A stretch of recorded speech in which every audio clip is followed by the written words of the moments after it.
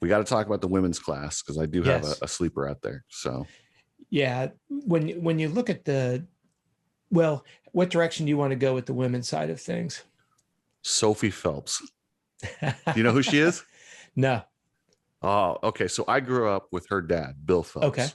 Okay. Worked with him at the dealership, raced with him, and I see him at Mesquite a couple years ago, and God, this little 80's just buzzing me. I'm like, geez, it's his daughter, not his son, his Oh, daughter. uh-oh. She's badass. She came out of nowhere last year, and she just has really, really stepped up to a level where she's competing with those top girls, all Okay. red. And she was like top three. I think she ended up second or third overall. Um, Nice. I look for her to really surprise some people this year. And then she's got a new Cowie 250. And so that's, Okay. watch for her, Sophie Yeah. Phelps. No, I'll definitely do that. We work with Kate Nash over on the off road side of things. And we always struggle with the girls side of things. We have a very strong presence on our Australian team, um, but not so much here on the state side. And we have struggled with finding riders that want to go the distance. And I don't know why. Maybe somebody, if you see me at Loretta's, let's talk about the female side. But I'll definitely keep an eye out on Phelps for sure. Yeah, definitely. And then, so this race for the women, it's almost like the big race. And I like that about this, Yeah. because they don't have a national championship. So this is it. So you get Hannah Hodges out, you get Riley Caslew, which is Charles from 100%. That's his wife. Okay. You get, it's just all the women really focused on this event. It's awesome. And for me, I like to watch it. It's their premier event. Yeah, absolutely. And what I think people tend to forget about is they're riding the same track that Emig's riding. They're riding the same track that Jet Reynolds is riding. They're riding the same bike or same track as Levi Kitchen and Hymas. There's something to be said about that. It's not like they, you know, knock it Well, down and make it BMX track smooth. and I've been there when these girls are practicing. These chicks are fast. Like Yeah. I'm sorry. Like I grew up in the Mercedes Gonzalez era. And I remember I was riding 80 Yeah. Expert and they ran us with the women. And I remember I was like, wait, I'm faster than Mercedes? No, Yeah. they've stepped up. I mean, look at girls making nationals now. No problem. Like it's not even a big deal anymore. Well, it's funny. We work with Ben Townley in New Zealand, and we have one of his riders, Zara Gray, and it's amazing watching film. I mean, she doesn't shy away from 3 foot braking bumps and acceleration bumps, and she jumps with some of the best of them, and she's got good form. She doesn't just hit it and kind of hang on for the ride. I mean, she really looks like she flows with the bike, and I said the same thing. I was like, wow, it's just a dramatic difference. And yeah, it was what Jordan Jarvis is the one that made the Yeah. last national, She's right? made a couple. How cool Yeah. is that? Yeah. I mean, she's got in as an alternate. She's got in directly. She's almost a regular in the nationals, I love it. which No, I mean, it's great. and I always thought too, like women, I always thought, there's some sports where football, where size, I almost feel like auto racing, there's no reason that they shouldn't be as good or better than men. And I think motocross with leg strength and the lower leg strength, you can have some pretty fast women out there if they choose to focus on it. Yeah, and I think the biggest difficulty that you have with the car racing side is it's not always about talent. It's about who can bring the sponsorship money to get that ride. Because you get that certain And let's point be that real, most of them are chauvinistic. You got to be good looking and fast. yeah. It's really kind of bullshit, but it is the way it is. Well, but I didn't realize it till I was working with Dunge, and Dunge was talking about, he'd love to go into car racing, but, hearing the dollar figures and talking with Jeff Ward about it as well, the dollar figures you have to bring to the team. It's not just that you're a good rider, it's not a driver, it's not that you're not competitive and athletic and have all the skill sets, and maybe you've come through that rider development program. It's you got to bring some money. Yep. And that's no game. And if you've been watching that Netflix series, you realize like when that one team, and I apologize, I don't know if it was McLaren or maybe Ferrari, I may be using the wrong team, but he let 2 guys go and brought 2 in because one guy's dad has a lot of money and the other guy's dad had a startup company, and it was like they needed that money from a budgeting standpoint, and they brought those riders in because of the money they could bring. It was actually one of the drivers whose son was coming up. Was it Schumacher? I think it was Schumacher's son, I'm wasn't not it? sure. Okay, I don't want to speak. No, out of I didn't context. watch the show, so which But I it was pretty should, because you've interesting. told me how awesome it is like 100 times. And Well, it I just did brings watch a the lot of very first perspective. season. Yeah, Yeah. absolutely. But So, but and that's then all I wanted to say about the women.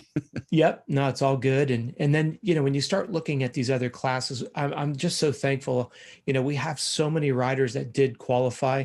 If we go back to a couple of the classes that we've talked a little bit about, go back to 450B, Kimball Jett. Kimball has been training at Kevin Wyndham's place, Club 14. This is a guy that's going to shake it up. Mark my words, not because I have the privilege of working with him. Devin O'Leary, he qualified for this class as well. I already said earlier, I think this is going to be his breakout race. I would be a bit surprised to see him running in that top 20 all week long. Unfortunately, Nick Laurie, I had him pegged for top 5. He's a great jumper, very aggressive, a lot like Luke.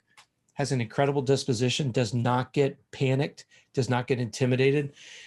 He was at WW Ranch doing some suspension testing, and he just had a huge wreck, and the bike nailed him from behind, blew his knees out, blew his back out, smashed his head, and we had qualified in both classes. But I will say this: he's submitted himself to an extensive concussion rehab, and he's been doing it since day one.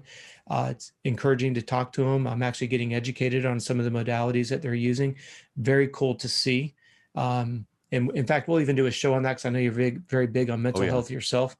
But it's interesting some of the things that they're doing, and listening to Nick, happier than he's ever been in life, able to do hard workouts very easily. And he's only been doing this for a couple. We'll do a whole show on it, but I would like to. We should bring him on and we'll talk about it. Yep, so. Let's make a note on that. But in that 250B class, again, we bring back Chase Yancer again, and then I'm going to buff up his last name. You may see it there. It starts with a K. Austin Kepper-Kanitis. He's up from that Vermont area, that northeast area. He's a big hitter.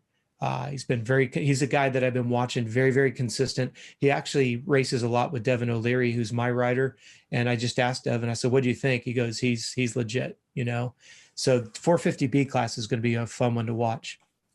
And then you've got some guys, you got a guy in the 450 or the 45 plus, Tony Hodges.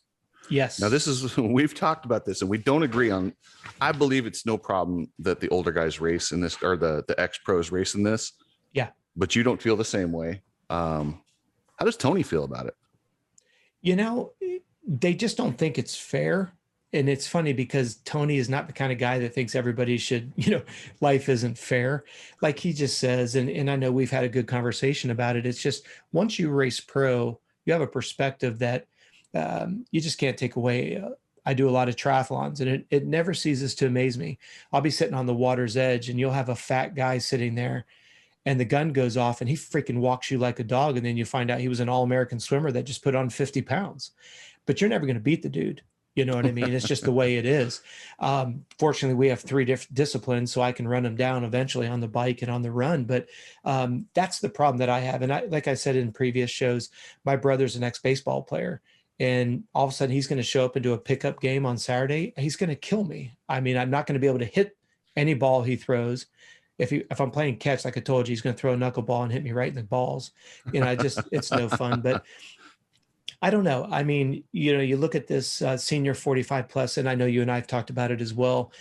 I do wish that enough of the guys would come back every year where MX Sports could do an ex-pro class, because I think we could make it an exhibition race. I think it'd be awesome for everybody to see these legends come back and race. Yeah, there's just not enough of them, Coach. No, there's that's just the hard not part. enough of them.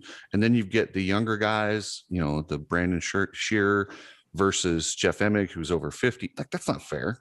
No. I mean, I get it. It's Jeff Emig, but still, Brandon's still running nationals and scoring points. So, yeah, it's kind of torn up, but we could go all night on that topic. But let's get back to your Moto E guys. Who did we miss any of them? Where are we at on the list? Yeah. If we go to that 450B class, a couple names that I want to bring out. We mentioned Aiden Dickens earlier. Him and his dad, great people. Hamden Hudson is the guy that I mentioned earlier when we were talking about the 250B limited. He's also doing 450B limited. Kimball Jett is a name that I want people to really write down. Kimball Jett is the one that's been training up at Club 14. I just mentioned him in 450B.